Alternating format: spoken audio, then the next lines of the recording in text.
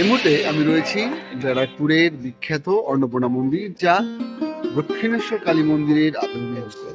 আমার সঙ্গে রয়েছে আমার বন্ধু স্বরাজ সিংহ রায়। তো আজকে স্বরাজকে নিয়ে আপনাদের ঘুরে দেখাবো এই বিখ্যাত মন্দিরটি। চলুন বন্ধুরা, দেখি আজকের এই ভিডিও, আর ভিডিওটা শেষ অবধি সবাই দেখতে থাকুন। আর ভিডিওটা দেখার পর আপনাদের মন্তব্য কিন্তু নিচে কমেন্টে লিখে জানাতে ভুলবেন না। সেই সঙ্গে ভালো লাগলে ভিডিওটা অবশ্যই লাইক করুন। আর যারা চ্যানেলটাতে নতুন বা এখনো সাবস্ক্রাইব করেননি, তারা অবশ্যই এই চ্যানেলটাকে সাবস্ক্রাইব করবেন।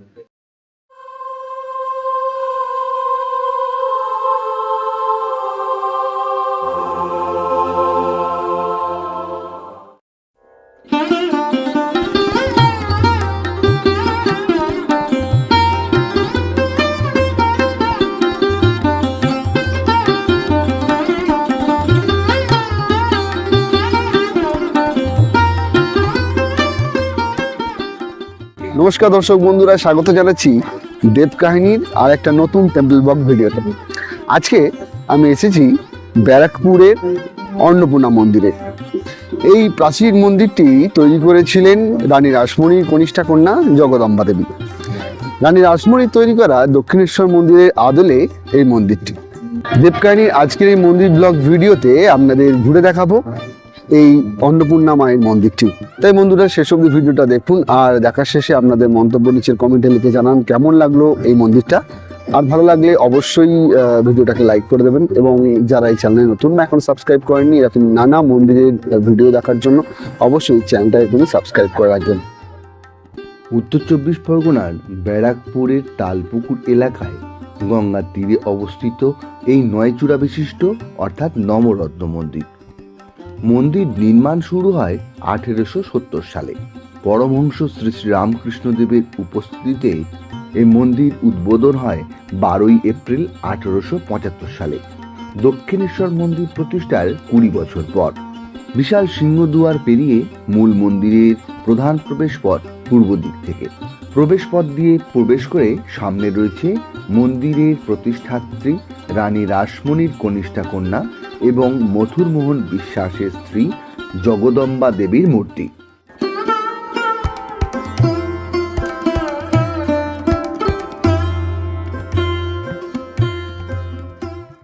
এরপরে ডান দিকে নবরত্ন মন্দির এবং বাম দিকে নাট মন্দির।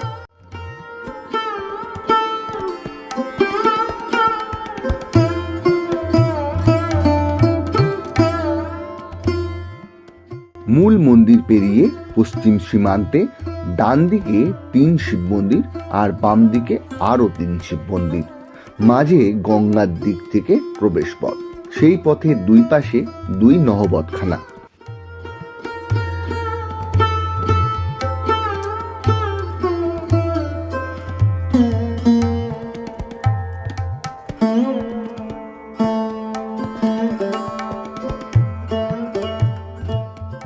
মূল মন্দির উঁচু প্ল্যাটফর্মের উপর। পশ্চিম, উত্তর ও দক্ষিণ দিকে সিঁড়ি রয়েছে। মূল মন্দিরে 9টি চূড়া বা রত্ন। মন্দিরের গর্ভগৃহে সাদা পাথরের বেদির উপর রৌপ্য নির্মিত সিংহাসনে রয়েছেন অষ্টধাতু নির্মিত মা অন্নপূর্ণা এবং রৌপ্য নির্মিত মহাদেবের মূর্তি।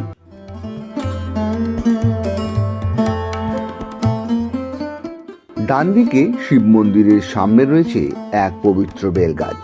জানা গেল পরমহংস শ্রী শ্রী রামকৃষ্ণদেব স্বয়ং এই মন্দিরে আসতেন এবং তিনি এই বেল গাছের নিচে এসে বসতেন।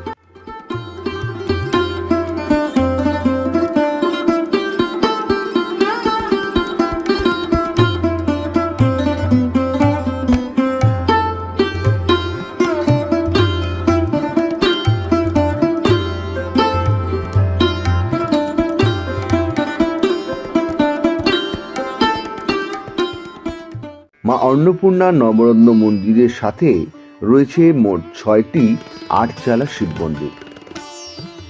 ডান দিকে 3টি এবং বাম দিকে 3টি। ডান দিকে 3 শিব মন্দিরের নাম যথাক্রমে কল্যাণেশ্বর, কিন্নেশ্বর এবং কাম্বেশ্বর।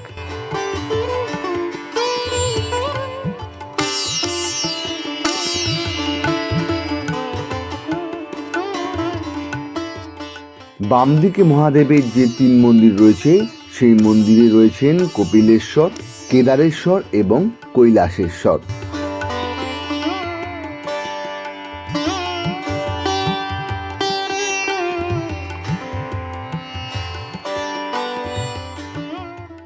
মন্দির চত্বর সারাদিন খোলা থাকলেও দুপুর 12টা থেকে 12:30 অবধি আপনারা ঈশ্বরের দর্শন করতে পারবেন। আবার মন্দির খোলা হয় গরমের সময় বিকেল 4টে এবং শীতের সময় 3:30টার সময় খোলা থাকে রাত 8টা অবধি। মূল মন্দিরের গর্ভগৃহ বন্ধ থাকলেও মন্দির চত্বর কিন্তু খোলা থাকে। এই মন্দিরের অন্যতম একটি বিশেষ আকর্ষণ মন্দিরে মা অন্নপূর্ণার ভোগ। প্রতিদিন এই মন্দিরে বিশেষ ভোগ পাওয়া যায়। মন্দিরে বসে খেলে মূল্য পড়ে 120 টাকা, পার্সেল নিলে মূল্য পড়ে 170 টাকা। এছাড়া ধোকা এবং পনির সহ বিশেষ ভোগ নিলে তার মূল্য পড়ে 270 টাকা। ভোগ খাওয়ানো হয় দুপুর 1:30টা থেকে, তবে ভোগের টিকিট কাটতে হয় সকাল 10:30 থেকে 11টার মধ্যে মন্দিরের অফিস থেকে। এছাড়াও জানতে পারলাম প্রতিদিন এই মন্দিরে প্রায় 100 জন গরিব মানুষকে বিনামূল্যে প্রসাদ খাওয়ানো হয়। কিভাবে আসবেন এই মন্দিরে? যারা বাই রোডে আসতে চান, কলকাতার দিক থেকে শ্যামবাজার থেকে বিটি রোড ধরে সোজা ব্যারাকপুর, অথবা যারা বালি হয়ে আসবেন তারা ডানলপে এসে বিটি রোড ধরে সোজা ব্যারাকপুরের দিকে যাবে এবং ব্যারাকপুরে এই মন্দিরের নিয়ার বাই স্টপেজ গান্ধীঘাট, সেখান থেকে যে কোনো টোটো বা অটো ধরে আপনারা এই মন্দিরে আসতে পারেন। এছাড়াও যারা শিয়ালদা দিয়ে ট্রেন পথে আসবেন তাদের near by rail station Barrackpore, সেখান থেকে আপনারা টোটো বা অটো ধরে এই মন্দিরে সহজেই পৌঁছে যেতে পারেন। দর্শক বন্ধুরা, আজকের এই ভিডিওটি কেমন লাগলো অবশ্যই নিচের কমেন্টে লিখে জানাতে ভুলবেন না। সেই সঙ্গে মন্দির নিয়ে আপনাদের মন্তব্য বা কোনো অভিজ্ঞতা থাকলে অবশ্যই সেটাও নিচের কমেন্টে লিখে জানান। ভিডিওটি ভালো লাগলে লাইক করুন। যারা চ্যানেলটিকে এখনো সাবস্ক্রাইব করেনি বা চ্যানেলটি প্রথমবারের জন্য দেখছেন তারা অবশ্যই এই চ্যানেলটিকে সাবস্ক্রাইব করে রাখুন।